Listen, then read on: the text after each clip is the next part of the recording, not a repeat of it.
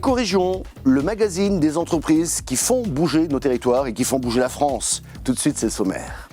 Et si le Grand Est, et notamment la Moselle, devenait un gisement mondial d'hydrogène naturel, ce serait une vraie révolution énergétique pour tout le pays. On vous en dit plus dans un instant.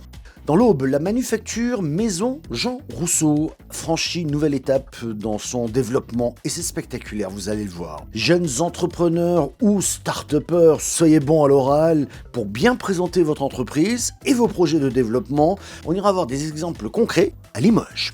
Et puis la ferme de Villeneuve dans les Côtes-d'Armor, seule entreprise agricole adaptée du département.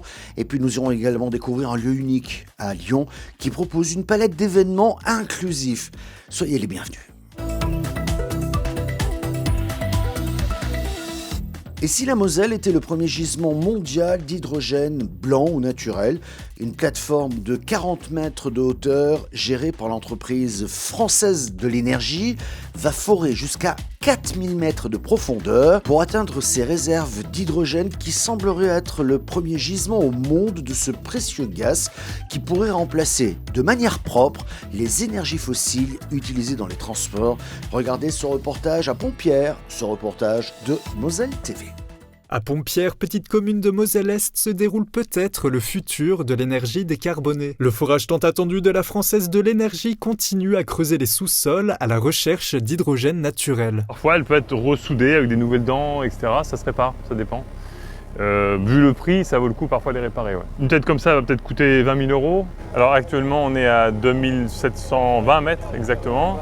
Et on vise en principe 4000 mètres de profondeur au minimum. C'est un forage assez profond, 4000 mètres de profondeur, donc on a des roches beaucoup plus dures, haute température.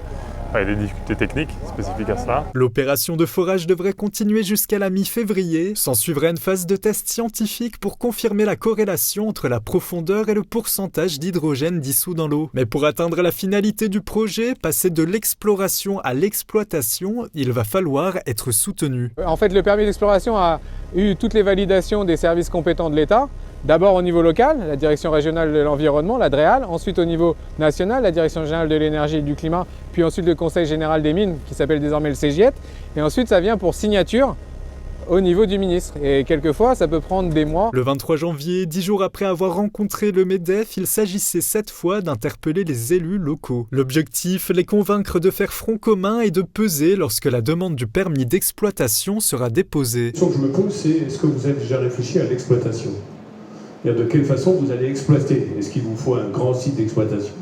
Si oui, quelle est la surface qu'il va couvrir ? Parce que ensuite, il faudra s'approprier peut-être des espaces. En termes d'empreinte de surface, on n'imagine absolument pas des terrains de football d'implantation de surface. On a vraiment, sur ce gisement d'hydrogène, la possibilité, peut-être historique, d'apporter une solution majeure qui profiterait évidemment au territoire mosellan, qui est le site de production au potentiel majeur de cet hydrogène, d'où la nécessité, comme ça a été dit par l'ensemble des élus, de faire front commun. La découverte fortuite de l'hydrogène blanc est une carte maîtresse pour la réindustrialisation de la Moselle. Beaucoup d'espoir repose sur cette énergie décarbonée, signifiant une souveraineté énergétique pendant des dizaines d'années. Avec ce forage d'hydrogène le plus profond du monde, la Française de l'énergie bénéficie d'une longueur d'avance sur ses concurrents étrangers. Pour ne pas la perdre, Franck Leroy a écrit le matin même au ministre de l'économie et de la souveraineté industrielle pour accélérer les processus administratifs.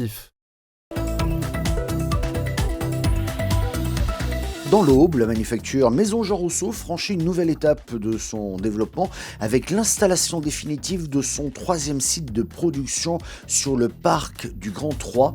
Ce nouveau bâtiment de 2300 m² a été conçu pour accompagner la croissance de l'activité maroquinerie de luxe de cette maison. Nous allons à Sainte-Savine avec ce reportage de Canal 32.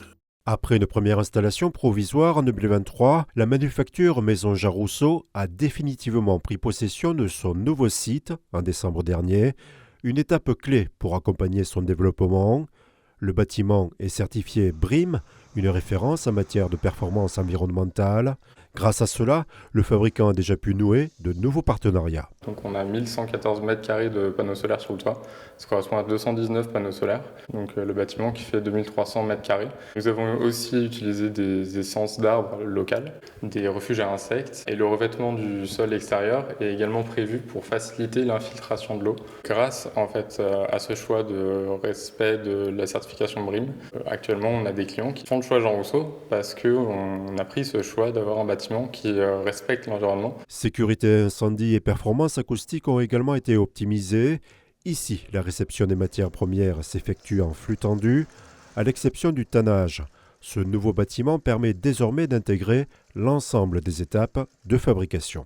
Ce site il a été pensé pour augmenter les capacités de production. Il y a une presse qui va arriver début février.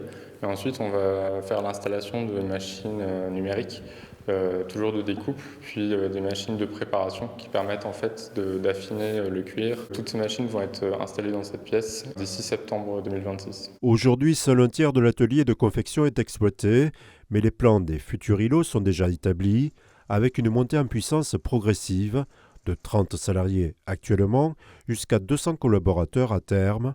Grâce à ce troisième site, la manufacture Maison Jean Rousseau développe son activité de maroquinerie, aussi bien sous sa propre marque que pour les grandes maisons de luxe. Jeunes entrepreneurs, soyez bons pour présenter devant un jury votre entreprise et ses perspectives. Ça peut vous rapporter pas mal. La communauté French Tech Limousin, en partenariat avec l'Université de Limoges et Limoges Métropole, a organisé sa première Startup Battle dédiée à l'entrepreneuriat étudiant. Un reportage de 7 à Limoges.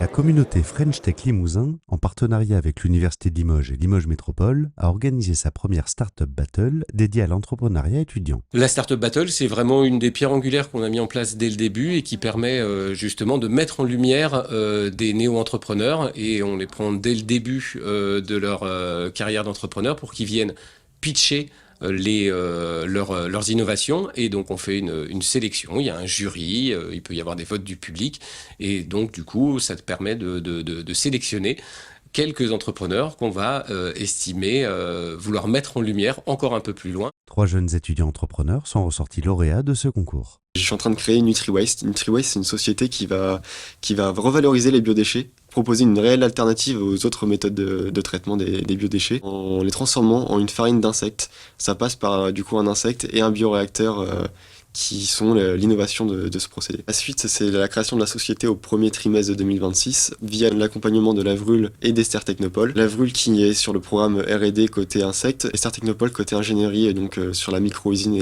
et le bioréacteur. Ça fait 8 ans maintenant que je travaille sur ce projet, donc c'est une récompense, une valorisation de mon travail. Ça, c'est quelque chose qui est vraiment appréciable. Je suis fondatrice et dirigeante du Track à l'Impact, qui est une formation de confiance en soi. C'est une formation qui leur permet d'acquérir des compétences à l'oral, de développer leur rhétorique, qui se fait en présentiel pour vraiment accompagner ceux qui souhaitent être formés, pour les aider à travers les ateliers, pour qu'on fasse quelque chose qui puisse vraiment les aider eux, au lieu de leur donner des savoirs sans vraiment les appliquer. On devait pitcher notre entreprise, on avait 2 minutes, et puis ensuite on avait 2 minutes de questions avec le jury, questions-réponses. Comme j'étais suffisamment à l'aise, puis mon projet a dû plaire parce que j'ai été lauréate, j'ai eu cette chance. C'est une plateforme 2 en 1 d'inspection automobile et une marketplace, c'est-à-dire que pour vendre sa voiture sur nos citrons, on doit d'abord la faire inspecter. Si on veut acheter une voiture, toutes les informations du rapport sont disponibles gratuitement pour tous les acheteurs, et on n'a plus qu'à réserver la voiture ou faire une offre d'achat. J'ai participé à cette Startup Battle aussi pour avoir un peu plus de visibilité pour mon projet. Le plus compliqué, surtout quand on veut se lancer, c'est d'avoir de la visibilité. Et donc c'est vraiment bien que la French Tech et l'Université de Limoges croient un peu aux étudiants entrepreneurs et donnent cette visibilité, parce qu'en plus le fait d'être lauréat nous a permis d'aller pitcher au Zénith pendant le trophée des entreprises. Et donc, c'est une chance énorme. Nous partons à la découverte de la ferme de Villeneuve. C'est à Pléné-Jugon. C'est la seule entreprise agricole adaptée des Côtes-d'Armor. On y va avec TBO. On est la seule entreprise adaptée qui existe dans les Côtes-d'Armor avec le statut agricole. Caroline Robin, donc on se trouve ici à la ferme de la Villeneuve qui se situe à Pléné-Jugon dans les Côtes-d'Armor. On fait de la production maraîchère, biologique, de la production d'œufs et également de la grande culture. En surface totale, on a 110 hectares et on a la spécificité d'être une entreprise adaptée. On est à 75% du personnel qui est reconnu travailleur handicapé. J'ai un handicap psychique et l'association m'a permis de reprendre pied dans le travail. Pour moi, c'est une aubaine parce que j'ai un problème de vue et du coup, dans une entreprise, on va dire, plus classique, c'est un peu plus compliqué, quoi. Avant, j'étais en maçonnerie, tout ça, mais des gros problèmes de santé, le dos, tout ça. C'est pour ça que je suis arrivé là. Je suis un des salariés non RQTH qui n'est pas de reconnaissance handicapée. Et ça m'a fait découvrir plein de choses, parce que du coup, je ne côtoyais peu de personnes en situation de handicap. Ça a changé mon regard.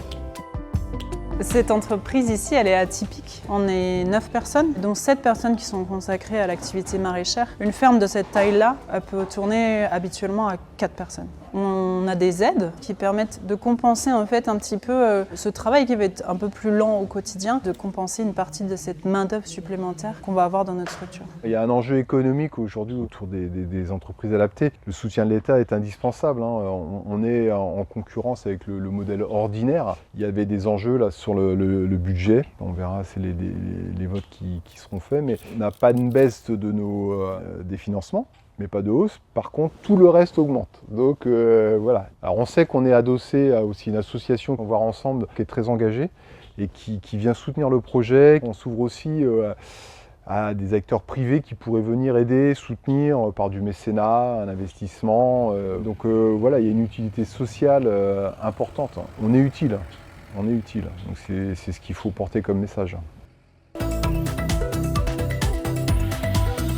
Et toujours autour de cette question du handicap, je vous emmène à Lyon visiter le Ziboulab, qui propose une palette d'événements inclusifs ouverts à toutes et à tous, ateliers créatifs, rencontres, temps festifs, sensibilisation surtout autour du handicap, un sujet de Lyon-Capitale. Le Ziboulab est un tiers-lieu associatif et inclusif qui regroupe plusieurs activités, donc un coffee shop avec une offre de petite restauration le midi, une boutique handi responsable et une galerie d'art spontané, donc un art qui s'apparente au mouvement de l'art brut. Mais c'est surtout un espace d'accompagnement par le travail puisque nous embauchons des personnes porteuses de troubles du neurodéveloppement dits sévères. Donc ici, ces personnes sont accompagnées par des soignants, donc des neuropsychologues, des psychomotriciennes, mais également orthophonistes dans la réalisation de leurs tâches.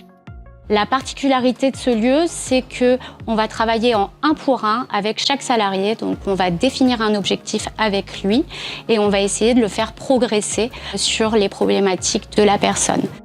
L'idée, c'est que ce lieu soit un tremplin vers la suite, vers un potentiel parcours professionnel ou personnel.